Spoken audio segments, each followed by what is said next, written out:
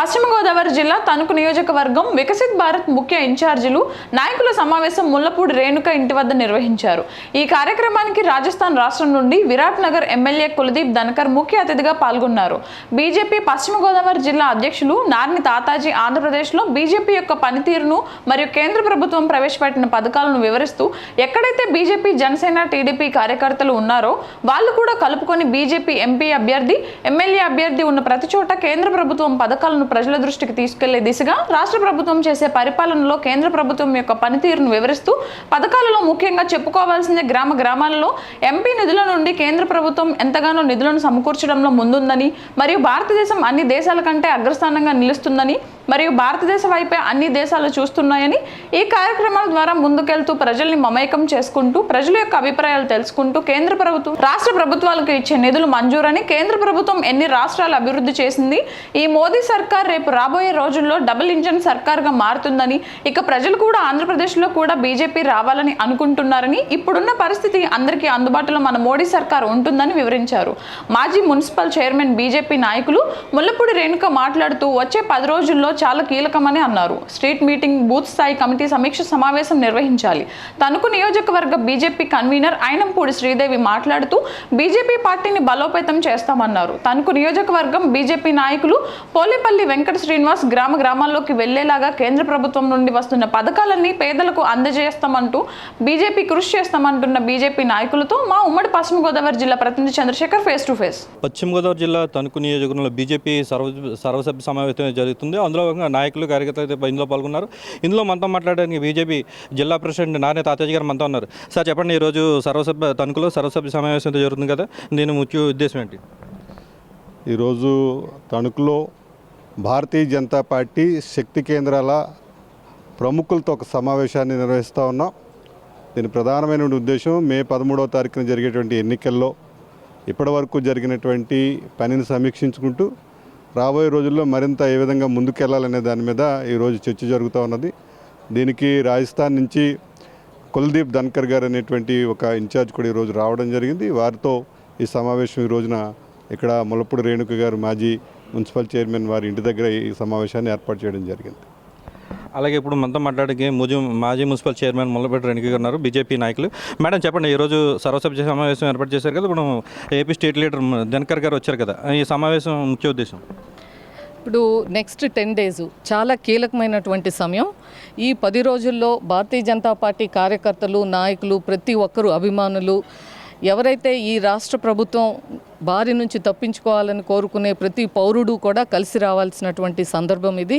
వాళ్ళందరినీ కూడా ప్రోత్సహించే విధంగా రేపటి నుంచి 5 రోజుల పాటు ప్రతి అసెంబ్లీ నియోజకవర్గంలో 10 స్ట్రీట్ కార్నర్ మీటింగ్స్ ఏర్పాటు చేయడం జరుగుతుంది.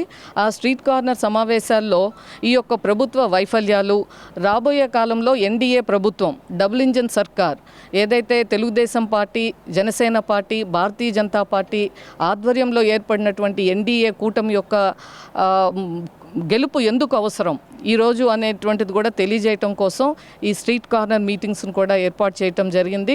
అదేవిధంగా ఏదైతే సంకల్ప పత్ర పేరు మీద ఈరోజు భారతీయ జనతా పార్టీ ఒక మేనిఫెస్టో మోడీకి గ్యారంటీ అని చెప్పి రిలీజ్ చేశారో దానిలో ఉన్నటువంటి ముఖ్య అంశాలన్నింటినీ కూడా ఈరోజు ఈ రాష్ట్ర ప్రభుత్వం చెప్తున్నటువంటి సంక్షేమ పథకాలన్నిటిలో కూడా ఈరోజు కేంద్ర ప్రభుత్వం యొక్క భాగస్వామ్యం ఉంది. దాన్ని మనం ప్రజల దృష్టికి తీసుకెళ్లవలసినటువంటి అవసరం ఉంది. అందరూ చెప్తా ఉన్నారు సంక్షేమ పాలన అని, కానీ ఈ సంక్షేమ పాలనలో మెజారిటీ ఎక్కడి నుండి వస్తున్నాయి నిధులు అంటే అది కేంద్ర ప్రభుత్వం నుంచి వస్తుంది. అది పేదల మహిళలకు సంబంధించింది కానీ, అలాగే పిఎంఏవై కానీ, అలాగే మన వయోవృద్ధులకి సంబంధించినటువంటి ఆయుష్మాన్ భారత్ కానీ, ఇవన్నిటి గురించి కూడా విస్తృతంగా చర్చ జరిపి ప్రజల్లోకి మేనిఫెస్టోను కూడా తీసుకువెళ్ళవలసినటువంటి అవసరం ఉంది. దానికోసం సమాయత్తం చేయటం కోసం ఈరోజు ఇక్కడ భారతీయ జనతా పార్టీ కార్యకర్తలు ఈ తణుకు నియోజకవర్గ సర్వసభ్య సమావేశాన్ని ఈరోజు మన కన్వీనర్ గారు శ్రీదేవి గారు, అలాగే జిల్లా పార్టీ అధ్యక్షులు తాతాజీ గారి ఆధ్వర్యంలో ఈ యొక్క సమావేశాన్ని ఇక్కడ ఏర్పాటు చేయటం జరిగింది. అలాగే మనతో మాట్లాడడానికి ఇప్పుడు తణుకు నియోజకవర్గ బీజేపీ కన్వీనర్ శ్రీదేవి గారు ఉన్నారు. మేడం చెప్పండి, ఇప్పుడు ఉమ్మడి కూటమిలో భాగంగా తణుకు నియోజకవర్గంలో ఎలా ఉంది? చాలా బాగుందండి రెస్పాన్స్ అయితే. మా అసెంబ్లీ నుంచి ప్రతి కార్యకర్త కూడా పూర్తి స్థాయిలో వారి టైం కేటాయించి ఏదైతే పార్లమెంట్ సభ్యులు భూపతిరాజు శ్రీనివాసవర్మ గారి గురించి మేము ఆ ప్రచారంలో పాల్గొని మేమైతే అఖండ విజయాన్ని ఈ తణుకు అసెంబ్లీలో తప్పనిసరిగా ఉంటుందని మేము భావిస్తున్నాం.